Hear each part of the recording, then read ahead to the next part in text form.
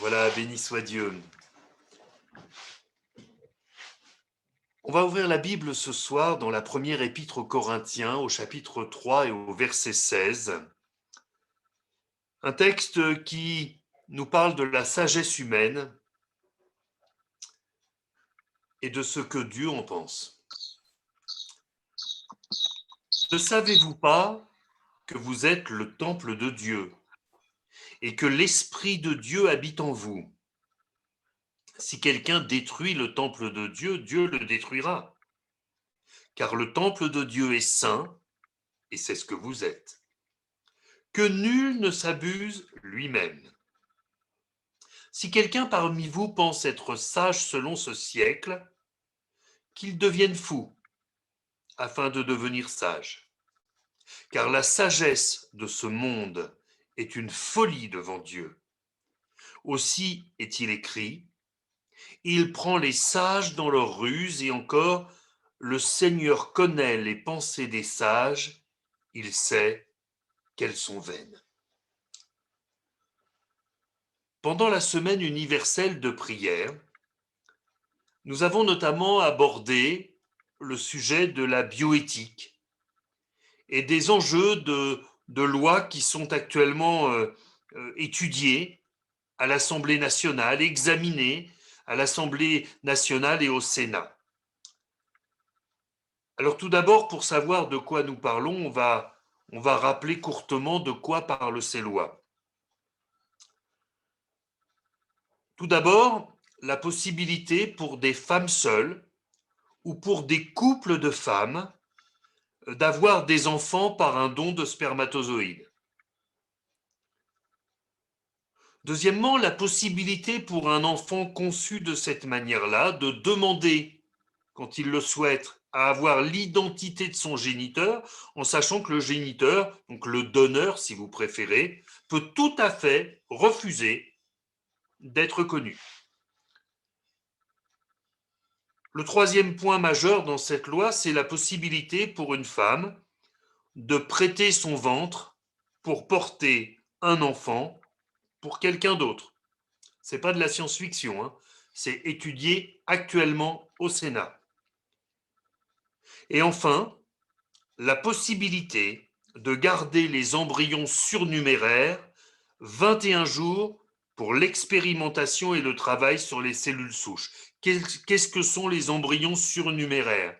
Eh bien, par exemple, dans des cas de stérilité pour des couples, on va avoir 3 ou 4 ovules, quelques spermatozoïdes, on va faire rencontrer tout ce petit monde-là, en espérant qu'il y ait au moins un embryon. Mais parfois, il y en a 2, 3, 4, 5.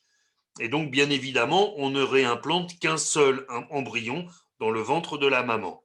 Eh bien, les autres embryons qui étaient jusqu'à présent détruits, eh bien, on est question de pouvoir les garder 21 jours pour pouvoir faire de l'expérimentation, pour pouvoir pour pouvoir faire des recherches, pour trouver des traitements pour les maladies rares, et ainsi de suite.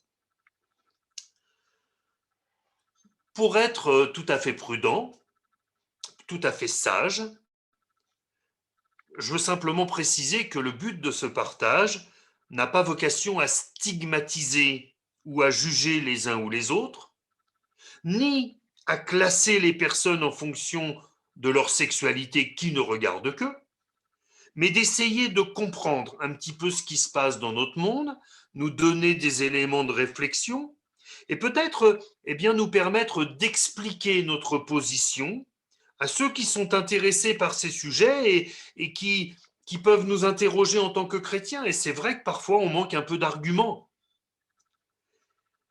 Et puis, au-delà de ça, ce qui est important aussi, c'est de pouvoir nous tenir dans la prière pour que le respect de la vie humaine reste une règle dans notre pays et que nos députés, nos sénateurs, se laissent influencer par la parole de Dieu et par les conseils qui leur sont apportés de la part de ceux qui leur rapportent cette parole.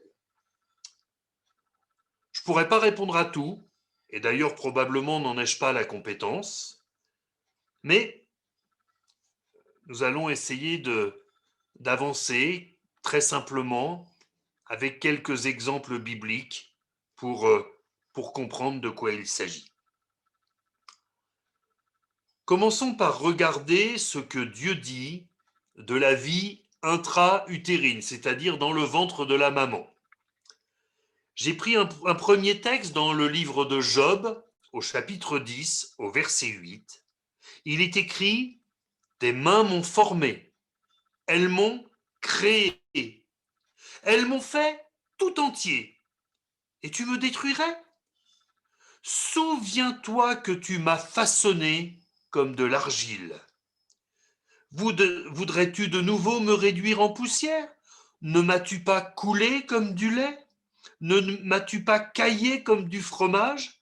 Tu m'as revêtu de peau et de chair, tu m'as tissé d'os et de nerfs, tu m'as accordé ta grâce avec la vie, tu m'as conservé par tes soins et sous ta garde.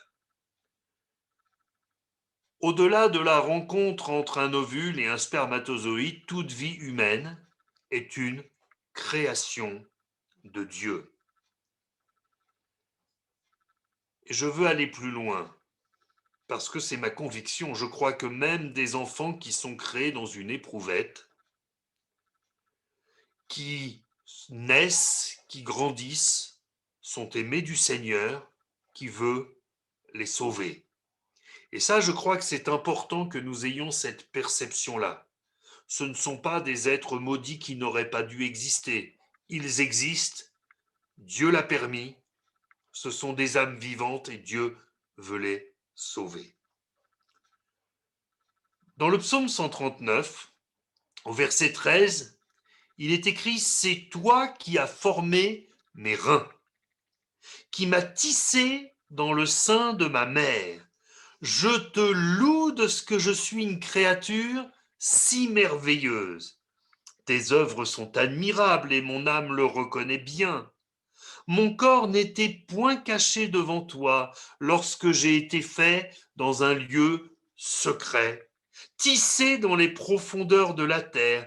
Quand je n'étais qu'une masse informe, tes yeux me voyaient, et sur ton livre étaient tous inscrits les jours qui m'étaient destinés avant qu'aucun d'eux existât. Là, nous voyons que la réalité de la vie du fœtus est clairement exprimée. Dès la fécondation de l'ovule, c'est une vie sur laquelle Dieu a ses regards. Il n'est pas question d'un nombre de jours ou d'un nombre de semaines avant lequel cet être vivant deviendrait quelqu'un. C'est déjà quelqu'un aux yeux de Dieu. C'est déjà quelqu'un que Dieu aime. C'est déjà quelqu'un dont Dieu prend soin. Pouvons prendre également l'exemple de Samson dans le livre des Juges au chapitre 7 au verset 7. Sa maman répète les paroles de l'ange de l'Éternel. Mais il m'a dit, tu vas devenir enceinte et tu enfanteras un fils, et maintenant ne bois ni vin ni liqueur forte. Elle n'est pas encore enceinte, hein. Tu vas devenir enceinte. Et ne mange rien d'impur, parce que cet enfant sera consacré à Dieu dès le ventre de sa mère jusqu'au jour de sa mort. Là aussi, il n'y a aucune équivoque. Et puis, un dernier texte, Luc chapitre 1er, verset 41. Dès qu'Élisabeth entendit la salutation de Marie, son enfant tressaillit dans son sein et elle fut remplie du Saint-Esprit. Elle s'écria d'une voix forte, « Tu es bénie entre les femmes et le fruit de ton sein est béni. Comment m'est-il accordé que la mère de mon Seigneur vienne auprès de moi? Car voici, aussitôt que la voix de ta salutation a frappé mon oreille, l'enfant a tressailli d'allégresse dans mon sein. » Élisabeth est dans son 6e mois, ça veut dire qu'elle est enceinte de 5 mois et quelques. D'accord? 5 mois et quelques jours, 5 mois et peut-être 2 ou 3 semaines. Et déjà, ce fœtus, ce bébé a été sensible à l'action du Saint-Esprit. C'est quand même extraordinaire. Ça veut dire qu'il n'est pas seulement une âme vivante, ça veut dire qu'il n'est pas seulement un corps, il a déjà un esprit capable de recevoir l'Esprit de Dieu. Il y a sûrement d'autres textes que nous aurions pu ajouter, mais c'est ceux qui me sont venus le plus spontanément et qui répondent aux situations que nous examinons. Bien entendu, dans la Bible, il n'y a pas d'exemple de don de gamètes, de don de spermatozoïdes ou d'ovules, ou d'expérimentation sur les embryons. Bien évidemment, c'était des techniques qui n'étaient pas accessibles à l'époque, ce sont des techniques modernes. Mais tout en restant très prudent dans les comparaisons, parce qu'il ne faut pas devenir caricatural, eh bien, j'ai regardé quelques textes. Dans 2 Rois, au chapitre 8, au verset 12, Élisée vient d'annoncer à Hazaël qu'il va faire des choses extraordinaires. Et Hazaël dit, pourquoi mon Seigneur pleure-t-il? Et Élisée répondit, parce que je sais le mal que tu feras aux enfants d'Israël. Tu mettras le feu à leurs villes fortes, tu tueras avec l'épée leurs jeunes gens, tu écraseras leurs petits-enfants, et tu fendras le ventre de leurs femmes enceintes. Donc nous voyons, alors la situation n'est pas comparable, simplement je veux souligner la manière dont l'ennemi veut s'attaquer aux enfants avant même leur naissance. Et nous voyons bien que cette influence de vouloir s'attaquer euh, aux nourrissons et s'attaquer même au fœtus, ce n'est pas une influence qui vient du Seigneur. C'est une influence de l'ennemi. Alors, soyons clairs, je ne dis pas que les scientifiques qui font ces expérimentations-là ont des desseins malveillants. Bien sûr que non. Ce sont des médecins, ce sont des chercheurs, ils ont à cœur de trouver des solutions, ils font de la recherche pour permettre peut-être dans quelques années, dans quelques décennies, de trouver des traitements qui n'existent pas pour des maladies orphelines, pour des maladies génétiques. Je ne veux pas douter de leurs bonnes intentions. Cependant, l'influence qui va pousser à détruire les fœtus, à détruire les bébés, eh bien on voit que historiquement, bibliquement, c'est vraiment les ennemis du peuple de Dieu qui font ces choses. Dans Genèse au chapitre 16 au verset 3, nous avons un autre exemple qui nous intéresse pour les sujets de bioéthique. Il nous est dit que Sarai, femme d'Abraham, prit Agar, l'Égyptienne, sa servante, et la donna pour femme à Abraham, son mari, après qu'Abraham eut habité 10 années dans le pays de Canaan. Il alla vers Agar et elle devint enceinte. Quand elle se vit enceinte, elle regarda sa maîtresse avec mépris. Alors je sais, les historiens ou ceux qui ont lu les historiens m'objecteront que c'était une coutume en Chaldée que quand une femme ne pouvait pas avoir d'enfant ou ne pouvait plus avoir d'enfant, eh bien qu'elle donnait sa servante à son mari pour continuer à avoir des enfants ou pour en avoir enfin. Je sais très bien cela. Cependant, c'est aussi le premier exemple de mère porteuse. C'est aussi le premier exemple de mère porteuse, puisqu'en l'occurrence, Agar, on lui demande de porter un enfant qui ne sera pas officiellement le sien. Il doit naître sur les genoux de Sarai pour devenir le fils d'Abraham et de Sarai. Donc on est vraiment dans ce raisonnement-là. Je note qu'à peine Agar a été enceinte, la relation avec Sarai s'est gâtée. Ça a créé des tensions, ça a créé des difficultés. Ensuite, quand l'enfant de la promesse, Isaac, est né, il y a eu des conflits entre Ismaël, l'enfant de la chair, et Isaac, l'enfant de la promesse. Pourtant, c'est important de le préciser, Dieu aime aussi Ismaël. Dieu aimait aussi Ismaël.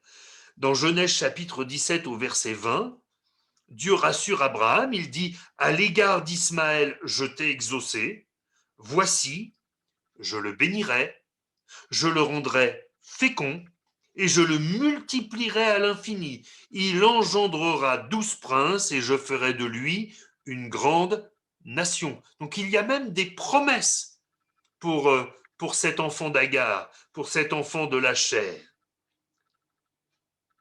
Et il avait beau être aimé de Dieu, il avait beau être béni de Dieu, eh bien Ismaël s'est toujours senti rejeté, il s'est toujours senti opposé aux autres, et la prophétie le dit, son front sera opposé à tous, et tous seront opposés à son front.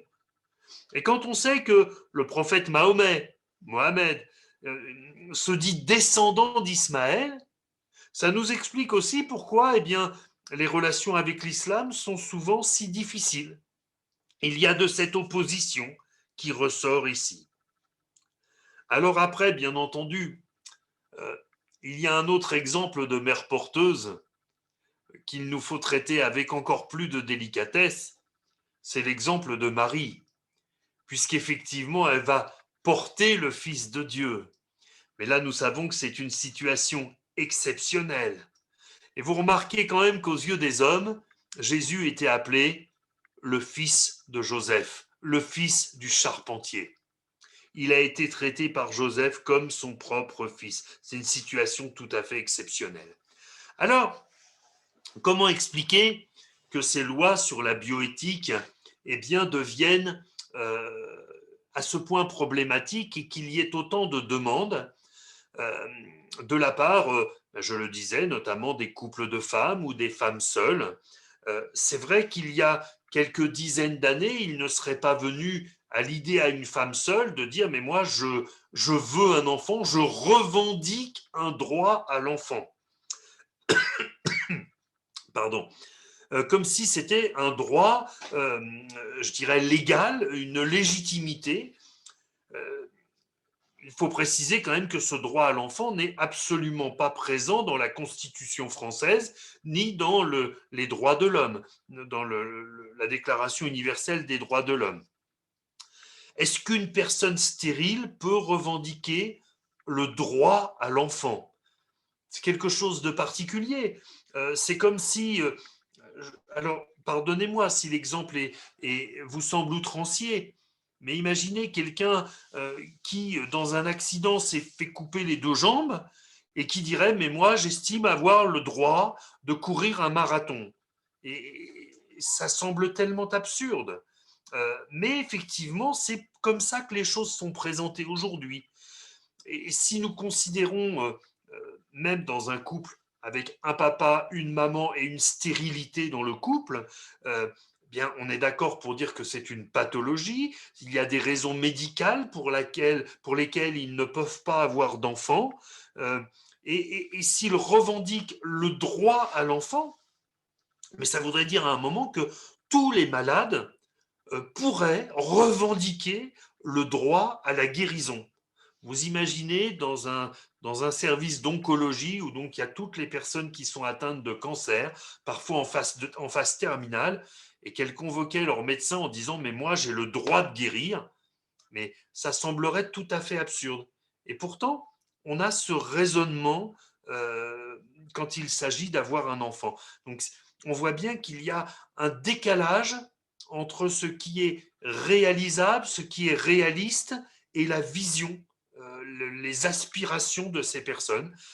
Alors après, on ne va pas faire de la psychanalyse pour essayer de comprendre pourquoi elles revendiquent à ce point un enfant, mais en tout cas, on voit bien que cela pose une grande difficulté. Et en fait, c'est une mentalité de fond dans notre société. Tout le monde pense que tout lui est dû. Je peux comprendre que, je prends cet exemple et je voudrais surtout offenser personne, je peux comprendre que pour un agriculteur, ce soit difficile parce qu'il y a de bonnes années et des années moins bonnes. Bon, euh, des agriculteurs, il y en a depuis le premier jour, puisque Adam était jardinier. Donc des gens qui cultivent, il y en a de toute éternité. enfin non pas de toute éternité, mais depuis la création du monde et depuis la création de l'homme. Mais pendant des siècles, pour ne pas dire des millénaires, il était entendu qu'il y avait des années avec de bonnes récoltes, formidables, et des années avec bien des récoltes médiocres. Ça fait partie des risques du métier. Et aujourd'hui, quand il y a des récoltes exceptionnelles avec des revenus exceptionnels, personne ne dit oh là là, j'ai gagné beaucoup trop d'argent cette année, euh, qui puis-je aider? Personne ne dit ça. Par contre, s'il y a une année catastrophique, s'il y a une sécheresse, s'il y a des inondations, s'il y a ceci, s'il y a cela, là on demande des subventions, on veut être aidé. Alors on comprend que les gens ne veuillent pas vivre dans la misère, mais voyez, on ne peut pas toujours tout avoir. Et aujourd'hui, la mentalité de notre siècle, c'est ça, c'est que plus personne n'accepte les privations, plus personne n'accepte les contraintes. Je vais vous donner un exemple simple, hein. Alors, vous direz peut-être que j'étais pas un bon papa, c'est sûrement vrai. On fait de toute manière, quand on est papa ou quand on est maman, on fait tout de son mieux et au bout du compte, on n'a jamais fait assez bien. Comme ça, on est tout à fait rassuré. Mais moi, quand mon fils de 17 ans, mon fils aîné, est venu me voir en me disant papa, j'ai 17 ans, on va faire comment pour mon permis? J'ai dit mais c'est super simple, tout est arrangé. Ah bon? Il était tout content. Ah bon, mais c'est génial. Je dis bah oui, cet été, tu vas venir travailler dans mon magasin. Pendant 2 mois, tu vas ranger des pneus. À la fin des 2 mois, tu auras un truc, ça s'appelle un bulletin de paye. Et avec ça, tu vas te payer ton permis. Et si tu l'as pas du premier coup, eh ben, l'été prochain, il faudra que tu ranges des pneus. Oh, c'est dur, hein? Bah oui, mais n'empêche qu'il s'est battu pour l'avoir du premier coup, son permis, parce que c'était ses sous. C'était ses sous. Et, et finalement, on a l'impression, quand on entend nos ados, nos jeunes, bah, ils aimeraient bien que tout tombe sans faire l'effort. Lui, pour avoir son permis, il avait dû travailler. Et voyez-vous, alors, je ne dis pas que ça a valeur d'exemple, je le cite en exemple pour illustrer les choses, mais à un moment, on ne peut pas tout revendiquer, on ne peut pas tout vouloir, on ne peut pas. À un moment, quelqu'un a écrit que choisir, c'est se priver. On ne peut pas avoir le beurre et l'argent du beurre. Ça, c'est pas possible. On ne peut pas avoir la jouissance du péché et en même temps la bénédiction de Dieu. À un moment, ça n'est pas possible. Je peux citer encore ce texte que de 2 Timothée chapitre 3 verset 2, car les hommes seront égoïstes, amis de l'argent, fanfarons, hautains, blasphémateurs, rebelles à leurs parents, ingrats, irreligieux, insensibles, déloyaux, calomniateurs, intempérants, cruels, ennemis des gens de bien, traîtres, emportés, enflés d'orgueil, aimant le plaisir plus que Dieu, ayant l'apparence de la piété, mais reniant ce qui en fait la force. Et Paul ajoute, éloigne-toi de ces hommes-là. Nous sommes dans cette génération-là. Nous sommes dans cette génération qui veut tout pour elle, sans tenir compte des conséquences. Vous savez, tout le monde veut faire de l'écologie, mais personne n'a envie de mettre la main au porte-monnaie pour faire de l'écologie. Tout le monde veut avoir mieux, mais sans que ça coûte plus cher. Et ça n'est pas possible. Ça ne marche pas. Je termine, je conclus. Nous pouvons bien sûr juger ce siècle et juger ceux qui sont demandeurs de ces choses, ceux qui sont dans ces raisonnements-là. Euh,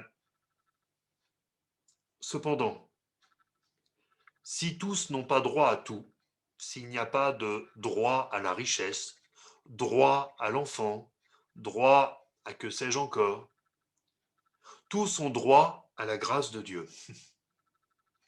Tous ont droit de rencontrer le Seigneur. Tous ont droit d'être sauvés. Et tous ces hommes, ces femmes qui réclament tant de choses, en ne se conformant pas à la volonté de Dieu, eh bien, ils ont droit de rencontrer le Seigneur. Ce sont des âmes en souffrance qui ont besoin de repentance, qui ont besoin du salut de Christ. Et en attendant, et en attendant, prions pour eux. Je voudrais terminer avec ce texte de Job, chapitre 6, verset 14. Ce texte qui nous dit « Celui qui souffre a droit à la compassion de son ami, même quand il abandonnerait la crainte du Tout-Puissant. » Vous savez, mes frères et sœurs, j'ai souvent entendu dans nos églises, pas chez les autres, dans les nôtres, « Ah, mais eux, ils vivent n'importe comment, donc tant pis pour eux. » Ça n'est pas la pensée du Seigneur. Dieu les aime. Dieu dit « Toutes les âmes sont à moi. » Mais celle qui pêche, c'est celle qui mourra. La volonté de Dieu, c'est que nous soyons pleins de compassion pour ceux qui souffrent, même s'ils rejettent notre Seigneur, même s'ils rejettent notre Dieu. Qui aurait cru un seul instant qu'un des deux brigands, qui sans doute avait été un brigand toute sa vie, jusqu'à en mériter le châtiment suprême de la croix, se repentirait, donnerait son cœur à Jésus sur cette croix? Qui aurait pu le croire un seul instant? Si on vous dit tel assassin, tel serial killer, tel que sais-je encore, a demandé pardon à Dieu. Ne soyons pas comme Jonas qui s'énervait de ce que Dieu pardonne, hein. Mais soyons de ceux qui donnent de la compassion à ceux qui souffrent, même s'ils n'ont pas notre foi. De cette manière-là, nous ferons avancer la cause de Christ pour ce monde. De cette manière-là, nous montrerons à ces papas, à ces mamans qui n'ont pas d'enfants, à ces scientifiques qui aimeraient tellement trouver des solutions, que la solution dont ils ont besoin, c'est le Seigneur Jésus dans leur vie.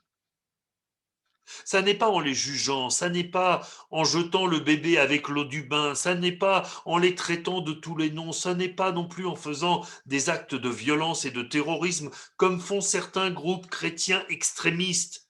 Et nous réprouvons ces choses. Mais c'est en les aimant, c'est en les bénissant, c'est en priant pour eux, en priant pour nos députés, en priant pour nos sénateurs, que nous allons bien faire avancer le royaume de Dieu. Alors mes frères et sœurs, espérons que ces quelques pensées n'ont blessé personne, parce que ça n'est bien évidemment pas le but, n'ont choqué personne, et vous ont un peu éclairé pour peut-être pouvoir répondre à quelqu'un qui va vous interpeller sur un de ces sujets. Et vous les chrétiens, vous en pensez quoi? On en pense que tous ceux qui souffrent ont besoin de compassion. Et nous prions pour eux. Et nous prions pour eux. Vous savez, quand on dit ça, on fait du bien à l'œuvre de Dieu. On fait du bien à l'œuvre de Dieu. Et on permet à ces âmes, plutôt que de se sentir rejetées, de se sentir aimées et d'avoir envie d'en savoir plus sur celui qui nous a remplis de cet amour. À lui seul soit la gloire. Amen. Seigneur notre Dieu, nous bénissons ton nom, parce que Seigneur, c'est vrai, malgré les errements, les péchés, les abominations commises par l'humanité, tu ne te lasses pas, Seigneur, de pardonner. Tu attires tous les hommes à toi, et tu veux qu'ils soient sauvés parvenant à la connaissance de la vérité. Seigneur, merci pour tant d'amour, pour tant de miséricorde. Et c'est vrai, Seigneur, nous sommes blessés d'entendre, Seigneur, toutes ces pratiques, ces hypothèses qui sont étudiées dans ces lois et qui nous font des frissons dans le dos. Seigneur, nous voulons croire que beaucoup qui sont dans ces choses ne croient pas faire le mal. Mais Seigneur, nous qui connaissons ta parole, nous voulons être des sentinelles qui préviennent et qui prient. Te prions pour nos sénateurs, pour nos députés, afin qu'ils aient la crainte crainte de Dieu, qu'ils se laissent avertir par les pasteurs, par les prêtres, par les rabbins, qui peuvent à certains moments venir les alerter sur ces sujets-là. Seigneur, Seigneur, merci. Merci de les bénir et de les éclairer. Merci Dieu Tout-Puissant de venir au secours de notre nation, de notre société. Bénis les autorités de notre pays. Merci Père, au nom de Jésus-Christ.